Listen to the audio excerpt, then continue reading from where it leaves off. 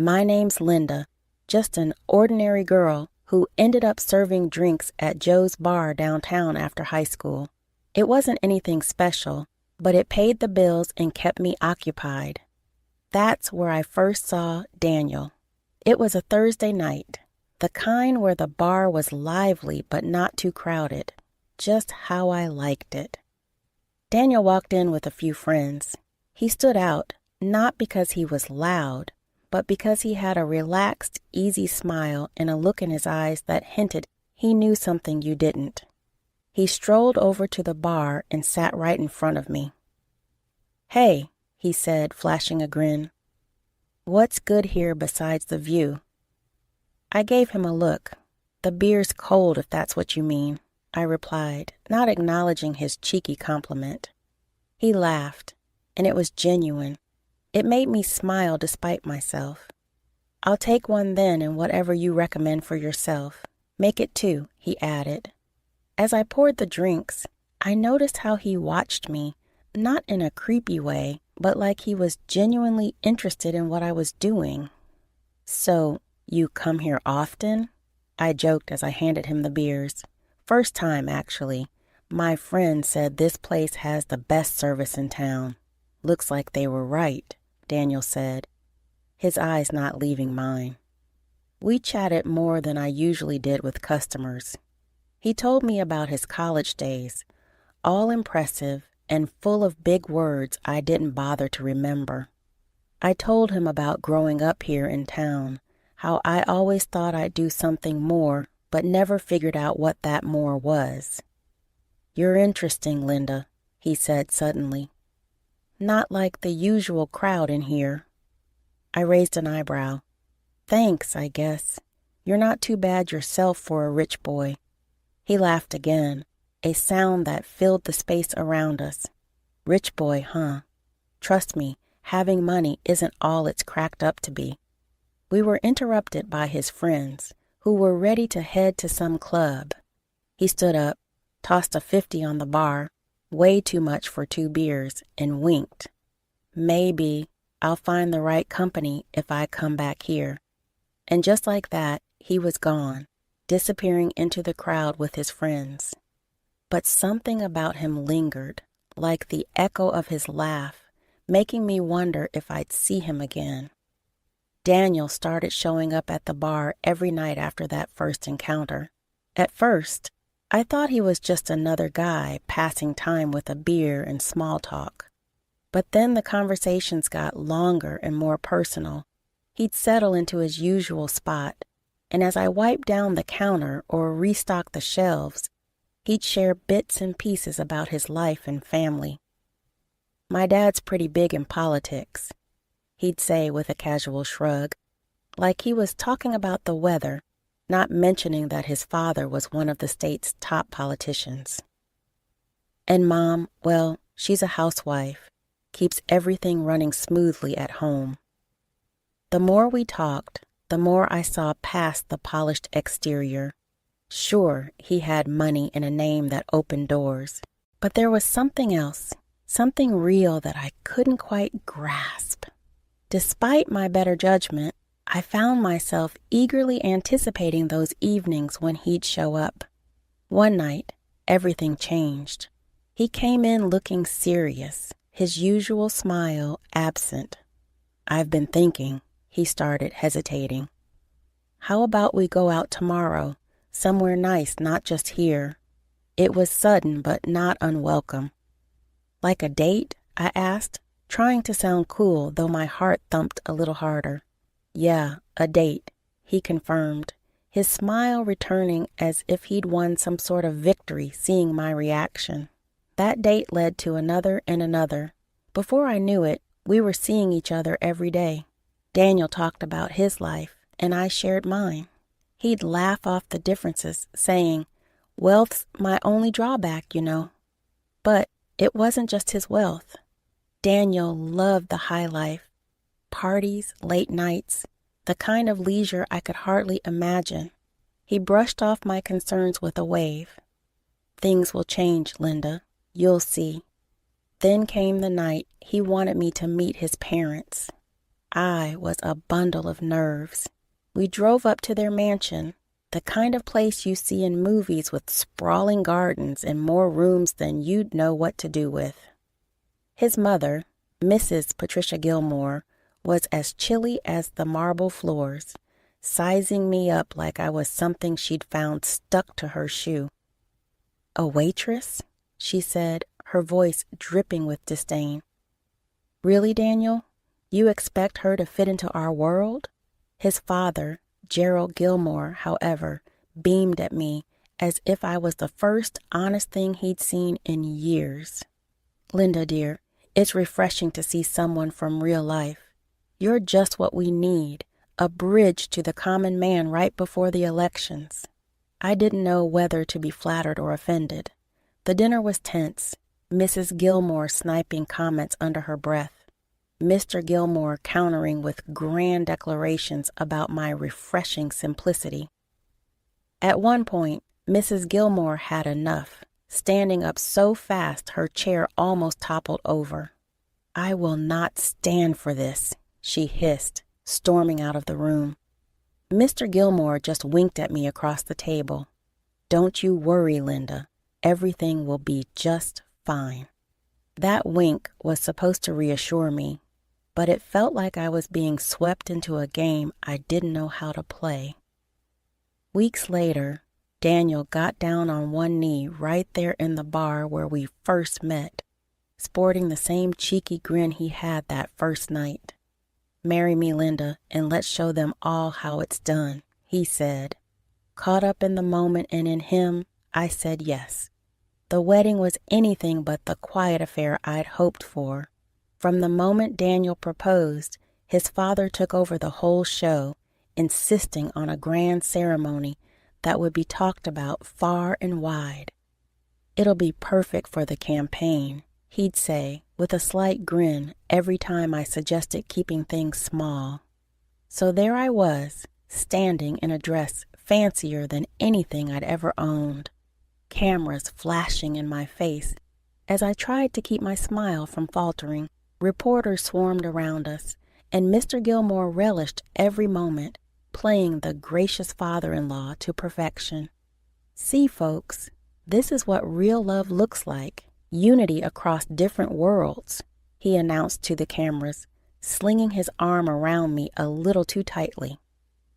I glanced over at my parents, sitting off to the side, their expressions a mix of awe and discomfort.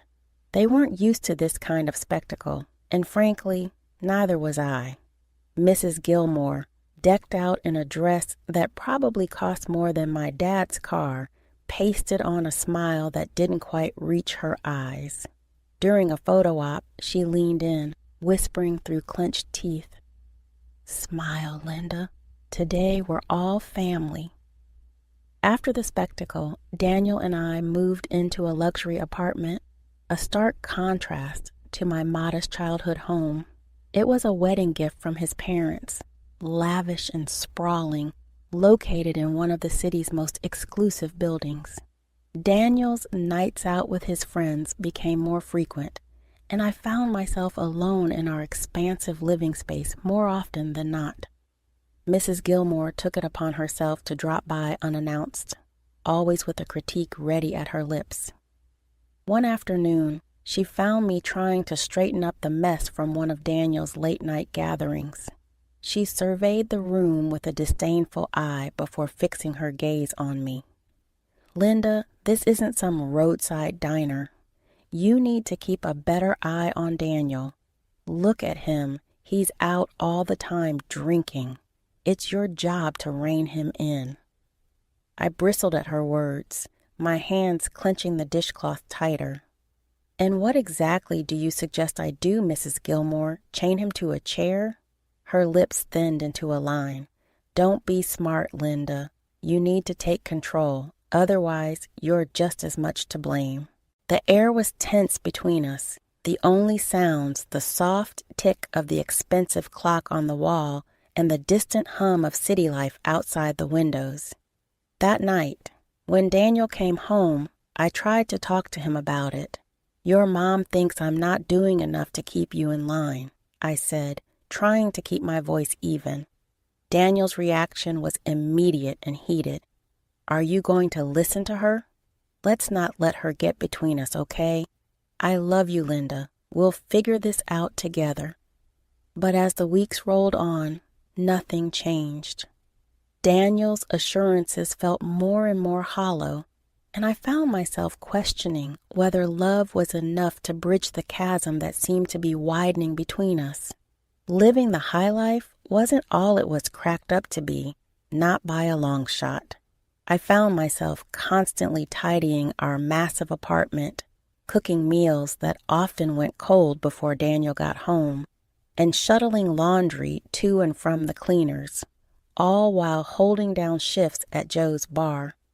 Meanwhile, Daniel, with no job on his horizon, seemed content to blow through his hefty allowance on nights out with his friends. Daniel's mother, the queen of high society gossip, made sure everyone knew her twisted version of our life. According to her, I was the villain, a dumb, greedy woman who led her poor son astray with my low-class ways. It was a normal day at the bar when she decided to bring her hunting friends for a casual lunch. The moment they strutted in, I knew I was in for it. They perched at the bar, their noses turned up like they smelled something foul. Mrs. Gilmore waved me over with a flick of her wrist, her voice loud enough to turn a few heads. "Linda, darling, could you hurry up? We don't have all day, and we expect proper service, even in this establishment," she said, her friend snickering beside her, their eyes scanning the bar with barely disguised contempt. I forced a smile, taking their orders while my hands itched to dump a tray of drinks right into their laps. "Make sure the glasses are clean, dear. We wouldn't want to catch anything," one of her cronies quipped, her laughter sharp as shattered glass. "Yes, ma'am," I replied, my tone syrupy sweet. I delivered their drinks and food with a smile plastered on, though inside I felt anything but cheerful. As I passed with another order, Mrs. Gilmore grabbed my arm, her grip tight. "You know, Linda, it's a shame you don't use your husband's money to better yourself. Maybe some classes in etiquette or a seminar on how to be a supportive wife," she said, her tone cutting. I gently pulled away, keeping my voice steady. "I appreciate the advice, Mrs. Gilmore. I'll give it all the consideration it deserves." The bar couldn't close fast enough that day. Each comment, each condescending look from that table added weight to the growing dread that this was my life now, scrutinized and scorned no matter how hard I tried. Back at our apartment, the silence was a stark contrast to the chaos at the bar. Daniel was out again, the note on the fridge a weak apology for missing dinner. I was left alone with my thoughts, which were as cluttered as the untouched plates on our dining table. Meanwhile, I started paying the bills from my own tips, because Daniel's idea of budgeting was seeing how quickly he could spend his money each month. Groceries, utilities, even the damn cable bill, I covered them all. His promises to get his act together and find a job were as empty as our conversations. The election season was in full swing, and Mr. Gilmore was more eager than ever to parade me around at every possible public event.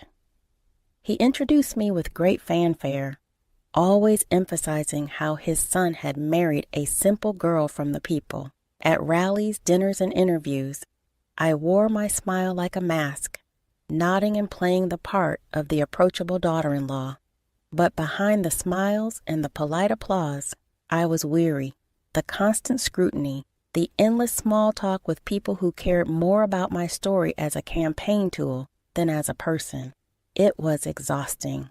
More than once, I found myself on the verge of fleeing these events, longing to run out and never look back. One evening, after yet another fundraiser that had stretched on for hours, Mr. Gilmore pulled me aside, his hand gripping my shoulder a little too firmly.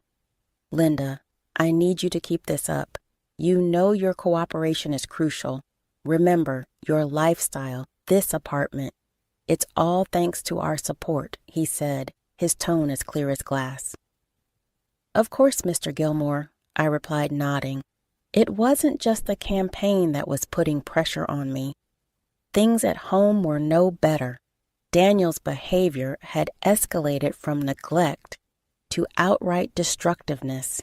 He'd come home late, if he came home at all, often drunk and sometimes barely able to stand. Then came the night that changed everything. Daniel stumbled through the door well past midnight, his face ashen, eyes wild with panic. He collapsed onto the sofa, his hands shaking. Linda, I've screwed up, he blurted out, his voice a hoarse whisper. I owe money, a lot of money, to some really bad people. I lost it at the casino, and they're not the type to wait for their cash. My stomach twisted at his words. How much? 70,000, he murmured, looking away. I felt cold all over. $70,000? He nodded, miserable. I need your help, Linda. Please, I can't ask my parents. They'll disown me. The desperation in his eyes was something I couldn't ignore. He grabbed my hands, his grip tight. I swear, Linda, if you help me with this, I'll change. I know I've been a terrible husband, but I'll do anything to make this right. Something in me broke then. Despite the anger and disappointment, I couldn't let him face this alone. Okay, Daniel, I'll help you, but this is it. You have to turn things around, I said, my voice firm. I took out a loan the next day, $70,000, that felt like a noose around my neck. But as I handed the money over, Daniel was like a man reborn. He helped around the house, cut back on drinking, and for a brief, fleeting moment, I let myself believe that we could actually make this work. We spent evenings together discussing plans for the future, even daring to dream about starting a family. Daniel was attentive, assisting with chores and sharing meals at the same table, things we hadn't done in years. Maybe we should think about having a kid, he suggested one night as we cleaned up after dinner. I looked at him, surprised but not unhappy at the thought. Really? You think we're ready? He smiled, pulling me close. Yeah, I do. I mean, we're getting back on track, right? A fresh start. I wanted to believe him, to believe in us. In those moments, it was easy to imagine that everything could actually be okay, that the doubts and lies were behind us. But that illusion shattered the night I came home from a double shift at the bar. Tossing my keys on the counter, I headed for the bedroom, my body aching for just a few hours of sleep before doing it all over again. But the scene I walked into snapped me wide awake. Daniel was passed out on our bed, snoring loudly, with two girls I'd never seen before curled up beside him, both unconscious. Bottles and glasses littered the nightstand, the stench of alcohol heavy in the air. My heart hammered against my ribcage as a cold rage settled in my gut. Without thinking, I pulled out my phone and started recording. The camera's light cut through the darkness, capturing the damning scene. I nudged Daniel awake, my voice sharp. Daniel, who are these girls? He blinked up at me, confused and still drunk, then waved a dismissive hand as if brushing away the question. They're just my girlfriends, you know. It's not a big deal. We do this sometimes when you're at work. That was it. The final betrayal. I stopped the recording, my hands trembling with a cocktail of emotions. Rage, sorrow, disbelief. I stepped out of the room, dialed Mr. Gilmore, and waited for him to pick up. Linda, what's wrong? His voice was cautious, alert. Mr. Gilmore, I'm done. I just caught Daniel in our bed with two other women. I've recorded everything and I want a divorce, I said, each word measured, heavy with finality. He was at the apartment within the hour, his face a mask of controlled fury as he glanced at the still unconscious figures in my bed. Daniel had woken up by then, looking sheepish and scared, as his father berated him in hushed, vicious tones. "You idiot! Look what you've done." Turning to me, Mr. Gilmore's tone softened. "Linda, I'll handle this. Let's keep it quiet for everyone's sake. What do you need?" $500,000, the apartment sold and the money transferred to me, and the loan I took out for him cleared, I stated, each demand non-negotiable. Mr. Gilmore nodded slowly, calculating. "Done. But you must agree to keep this quiet, move away, start fresh somewhere else. Can you do that?"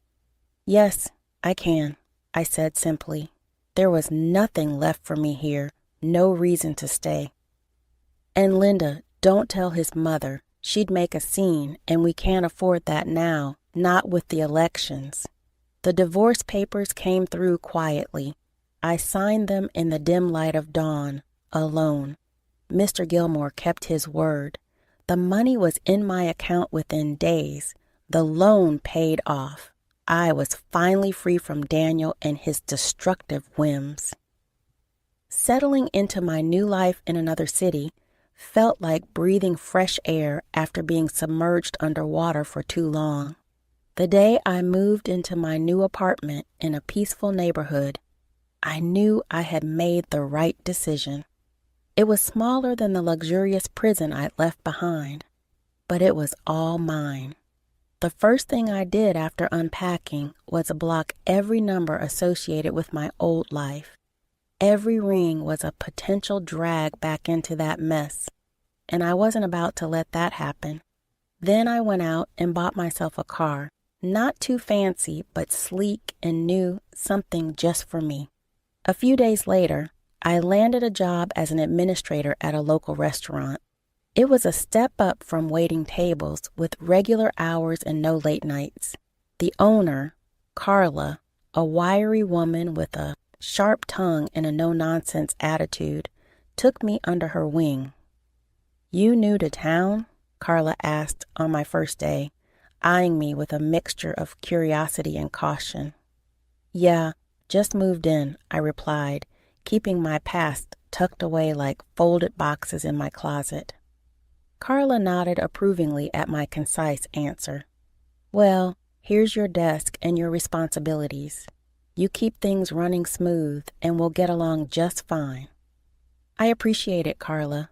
I won't let you down," I promised, eager to prove my worth in this new role. The job was busy, filled with the usual chaos of restaurant life, but I thrived on the structure it brought to my days. I was making my own money, controlling my own fate. It felt good, honest, and real. Encouraged by Carla's blunt but fair management style, I decided to enroll in the local college. I wanted more than just to escape my past. I wanted to build something lasting. Night classes in business management seemed like the right path, and stepping into the classroom, I felt a surge of pride. I was doing this for me, no one else. One evening, as I was locking up the restaurant, Carla stopped by my desk. "Heard you're hitting the books at night. That's good. Keep that brain working." I smiled, grateful for her recognition. "Trying to. It's never too late to start fresh, right?" "Damn right," Carla said with a nod. "You ever need help, you let me know. I know a thing or two about keeping a business above water." Life settled into a comfortable rhythm. Work, study, and the quiet solitude of my apartment. I relished the normalcy, the mundane moments that I used to take for granted. It was during one of these quiet nights, sitting on my balcony with a cup of tea, that I realized just how much I had changed. The city lights sparkled in the distance, each one a reminder of where I'd been and where I was heading. 2 years had slipped by since I cut all ties with my old life and started anew. I was sitting in my cozy living room, a book forgotten on my lap, when my phone rang. The number was unfamiliar, and hesitating for a split second, I answered. "Linda, this is Patricia Gilmore," the voice came through, high-pitched and frantic. "Daniel is in trouble because of your negligence." I was taken aback. "Mrs. Gilmore, slow down. What are you talking about? What trouble?" "An unknown friend of Daniel's called me. He said Daniel got into a fight with a policeman in a bar. I had to transfer money to keep him out of jail. I took it from our savings, and Gerald doesn't know yet." "Why weren't you there for him?" Mrs. Gilmore's voice cracked with agitation. "Mrs. Gilmore, listen to me very carefully," I said, my voice calm and clear. "Daniel and I have been divorced for 2 years. I haven't seen or spoken to him since." There was a pause, and then, "Divorced? What are you talking about? Why didn't anyone tell me?" "Because it was meant to be kept quiet for the family's sake, for the elections and all," I explained. "I'm sorry you were left out, but I am no longer part of Daniel's life or your family." "What happened to the policeman and Daniel?" Her voice cracked, confusion and fear seeping through. Laughing softly, I tried to find some humor in the absurdity of the situation. "Mrs. Gilmore, you've been scammed. There's no doubt about it. These scammers probably made up the whole story about the policeman just to trick you out of your money." There was a pause on the line as the realization sank in. Her voice quivered, fear replacing the anger from moments before. "Scammed? Oh no. What have I done?" The weight of her mistake crashed down. "Can't you just lend me some money to put back before Gerald finds out? Please, Linda." "Mrs. Gilmore, I can't. It's not my place anymore. I've moved on. You need to handle this with your family," I replied firmly, yet not unkind. Her crying intensified, then turned to anger. "You could help, but you choose not to. You're just as selfish as everyone said." I sighed, a deep, weary release. "I'm sorry you feel that way. I truly hope you sort this out, but I must go now." I hung up before she could reply, her sobs echoing in my ear even after the line went dead. Looking around my peaceful apartment, the stark contrast between my current life and the chaos of the past made me shudder. I picked up my phone again, this time navigating through the settings to block yet another number. As I set the phone down, a sense of finality washed over me. I was truly free now, no longer entangled in the web of deception and greed that had once